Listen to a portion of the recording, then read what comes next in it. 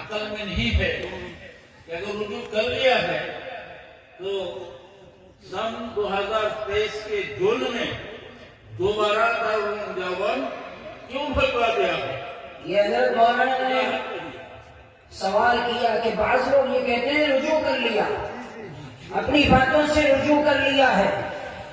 ارے بھائی رجوع اگر کیا ہے تو اس بیچ مجمع میں رجوع کیوں نہیں کرتے کہ جہاں آپ نے قرآن میں تبدیلی کی ہے وہاں معافی مانگو؟ بند کوٹری کے اندر بیٹھ کر کے رجوع کیا ہے تو کیا ہوگا کسی سے؟ کسی کے پاس کوئی رجوع نہیں ہے۔ دارالعلوم کے اکابر تک کوئی رجوع نہیں آیا ہے، کوئی رجوع نہیں۔ اور رجوع ہوتا ہے تو آدمی نہیں کرتا اس طرح کی باتیں۔ ایک آدمی وہ ہے جو جب کرسی پہ بیٹھتا ہے تب وہ اس طرح کی باتیں کرتا ہے، جب وہ زبان اٹھاتا ہے تب وہ اس طرح کی باتیں کرتا ہے، اس کو رجوع کہا جاتا ہے؟ یہ کوئی رجوع نہیں۔ اس لیے صاف بات میں آپ سے کہتا ہوں، ان بہلانے والوں کی بہلائی میں نہیں آنا ہے، جو آپ کو ورغلاتے ہیں، آپ سے جھوٹ بولتے ہیں کہ رجوع کر لیا، کوئی رجوع نہیں۔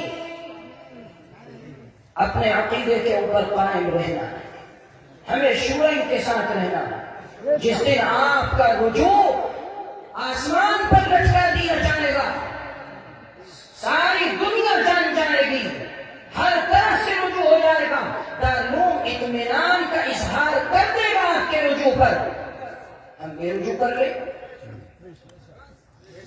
اس لیے میرے بزرگوں، ہم شورا کے ساتھ مل کر کے کام کریں،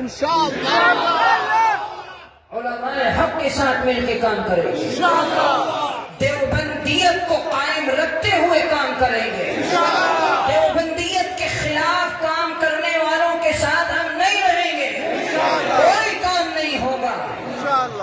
اس لیے بعض لوگ کہتے ہیں بھائی کیا چیز ہے؟ میں کہتا ہوں دیوبندیت کیا ہے؟ دیوبندیت یہ ہے کہ اپنے عقیدے کی، اپنے صحیح عقیدے کی اصلاح کرنا، علماء حق کی اتباع کرنا، یہ دیوبندیت ہے۔ اگر کوئی دنیا کے آخری کونے میں بھی رہتا ہے، دارالعلوم دیوبند کو اس نے کبھی نہیں دیکھا، وہاں نہیں گیا، کبھی پڑھا بھی نہیں اس نے، وہاں دنیا کے آخری کونے میں رہتا ہے، وہ بھی دیوبندی ہے۔ اور ایک آدمی ہے جو دارالعلوم دیوبند کی در و دیوار کے نیچے بیٹھ کر کے بدعتیں کرتا ہے، دیوبندیت کے عقیدے کے خلاف عمل کرتا ہے، وہ دیوبندی نہیں ہے۔ اس لیے میرے بزرگوں، ہمیں دیوبندیت کے عقیدے کے ساتھ رہ کر کے کام کرنا ہے انشاءاللہ۔ اللہ عمل کی توفیق عطا فرمائے۔ وآخر دعوانا ان الحمد للہ۔ معزز حاضرین،